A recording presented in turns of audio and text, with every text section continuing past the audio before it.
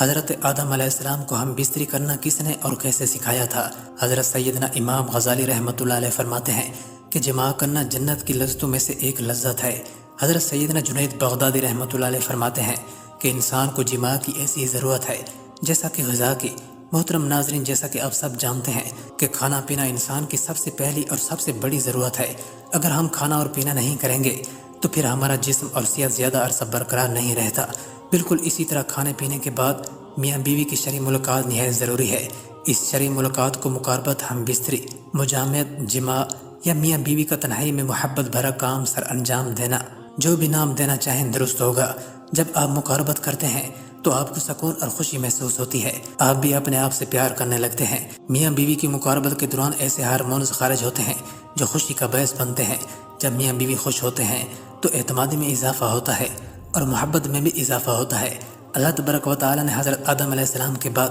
حضرت حوا علیہ السلام کو پیدا فرمایا اور یوں نسل انسانی کی تخلیق ہوئی، جس کی ابتدا حضرت آدم علیہ السلام کو مٹی سے پیدا فرمانے کے بعد حضرت آدم علیہ السلام کو اللہ تبارک و تعالی نے جنت کے اندر تخلیق فرمایا۔ اور حضرت آدم علیہ السلام جنت کے اندر اکیلے بشر تھے اور ان کی جن سے کوئی بھی بشر موجود نہ تھا کہ جس کے ذریعے سے حضرت آدم علیہ السلام انسیت حاصل کرتے۔ چنانچہ آپ اپنے دل کے اندر سوچا کرتے، کاش میرا بھی کوئی ہم جنس بشر ہوتا تاکہ میں بھی اس سے انسیت حاصل کرتا۔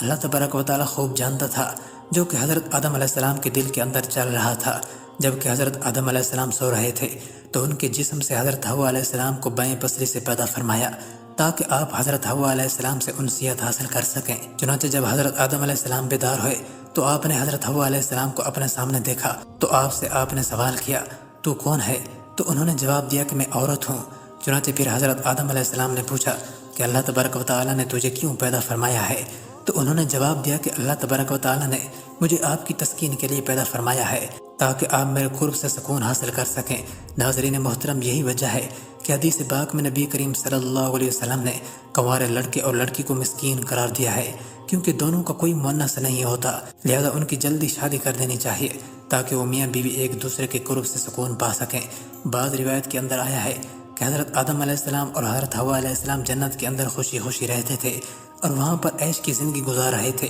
لیکن یہ بات یاد رکھیں کہ اللہ تبارک و تعالی نے جنت میں حضرت حوا علیہ السلام کی تخلیق سے پہلے ہی حضرت آدم علیہ السلام کو ایک درخت کے قریب جانے اور پھل کھانے سے منع فرما دیا تھا، جبکہ بعض روایت کے اندر اس واقعے کو اس طرح ذکر کیا گیا ہے کہ حضرت آدم علیہ السلام جب جنت کے اندر رہتے تھے تو ان کا کوئی مونس و غمخوار نہیں تھا، چونکہ آپ اکیلے انسان تھے۔ آپ کے دل کے اندر یہ چاہت تھی کہ کاش میری جنس سے کوئی اور بھی ہوتا کہ جس سے میں تسکین حاصل کرتا، تو اللہ تبارک و تعالی نے حضرت آدم علیہ السلام پر نیند کا غلبہ فرمایا۔ ناظرین محترم، یہ بات یاد رکھیں کہ یہ پہلی نیند تھی جو کہ بنی آدم پر طاری ہوئی۔ چنانچہ اسی نیند کے اندر اللہ تبارک و تعالی نے حضرت حوا علیہ السلام کو حضرت آدم علیہ السلام کی بائیں پسلی سے پیدا فرمایا۔ چنانچہ جب حضرت آدم علیہ السلام بیدار ہوئے، آپ نے اپنے سامنے ایک ایسی بشر عورت کو دیکھا جو کہ آپ سے بہت زیادہ مشابہت رکھتی تھی اور جن سے بشریت کے اندر بہت زیادہ حسین و جمیل تھی۔ چنانچہ حضرت آدم علیہ السلام نے جیسے ہی حضرت حوا علیہ السلام کو دیکھا، آپ سب کچھ جان گئے کہ یہ کیوں اور کس وجہ سے پیدا ہوئی ہیں اور ان کا نام کیا ہے، کیونکہ اللہ تبارک و تعالی نے آپ کو پہلے ہی تمام چیزوں کا علم سکھا دیا تھا۔ چنانچہ پھر اس کے بعد حضرت آدم علیہ السلام کے علم کا امتحان لینے کے لیے فرشتے ان کے پاس آئے، حضرت آدم علیہ السلام کو سلام کیا۔ حضرت آدم علیہ السلام کو سلام کرنے کے بعد فرشتوں نے حضرت آدم علیہ السلام سے پوچھا، یہ سامنے تمہارے جو مخلوق موجود ہے یہ کیا چیز ہے؟ تو حضرت آدم علیہ السلام نے ارشاد فرمایا کہ یہ عورت ہے۔ چنانچہ پھر ان فرشتوں نے سوال کیا، یہ عورت، اس عورت کا نام کیا ہے؟ تو حضرت آدم علیہ السلام نے فرمایا اس کا نام حوا ہے، جس پر فرشتوں نے پھر سوال کیا، اس کا نام حوا کیوں رکھا گیا ہے؟ چنانچہ حضرت آدم علیہ السلام نے جواب دیا، کیونکہ ان کو ایک زندہ انسان سے پیدا کیا گیا ہے، اسی وجہ سے اس کا نام حوا علیہ السلام رکھا گیا ہے۔ حضرت ابراہیم لخانی رحمۃ اللہ علیہ روایت کرتے ہیں کہ جب اللہ تبارک و تعالی نے حضرت آدم علیہ السلام کو پیدا فرمایا تو اللہ تبارک و تعالی نے حضرت آدم علیہ السلام کی طرف ایک فرشتے کو بھیجا۔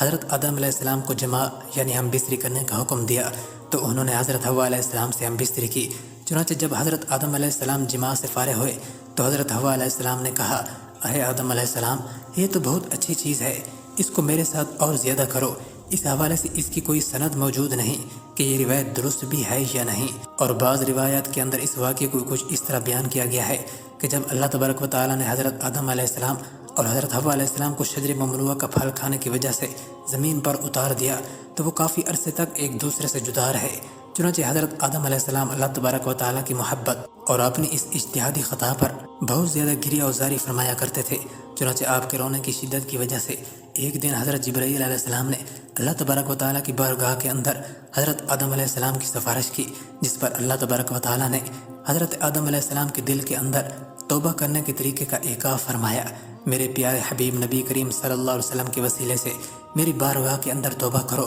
تو میں تمہاری توبہ قبول کر لوں گا۔ چنانچہ پھر اسی طرح سے حضرت آدم علیہ السلام نے اللہ تبارک و تعالیٰ کی بارگاہ کے اندر توبہ کی تو اللہ تبارک و تعالیٰ نے ان کی توبہ کو قبول کرتے ہوئے حضرت جبرائیل علیہ السلام کو خوشخبری سنانے کے لیے بھیجا۔ چنانچہ حضرت جبرائیل علیہ السلام ان کے پاس آئے اور ان کی توبہ کی مقبولیت کی خوشخبری ان کو سنائی، اور پھر حضرت آدم علیہ السلام کو لے کر مکہ مکرمہ تشریف لے آئے اور وہاں پر کعبۃ اللہ شریف کی حضرت آدم علیہ السلام نے بنیادیں رکھی اور حجر اسود پتھر کو بھی نصب کیا جو کہ آپ کے ساتھ جنت سے آیا تھا۔ اس کے بعد حضرت جبرائیل علیہ السلام نے حضرت حوا علیہ السلام سے میدان عرفات کے اندر دونوں کی ملاقات کروائی۔ چنانچہ کافی عرصہ دوری اور وقت اور دنیا کی تغیرات کی وجہ سے دونوں کے اندر کافی تبدیلیاں آ چکی تھیں، اس وجہ سے دونوں ایک دوسرے کو نہ پہچان سکے، جس پر حضرت جبرائیل علیہ السلام نے تعارف کا کام کروایا اور دونوں کا ایک دوسرے سے تعارف کروایا۔ ناظرین کرام، اس کے بعد حضرت آدم علیہ السلام اور حضرت حوا علیہ السلام اکٹھے رہنے لگے، لیکن چونکہ حضرت آدم علیہ السلام کو جنت کے اندر حضرت حوا علیہ السلام سے قربت کرنے سے منع کر دیا گیا تھا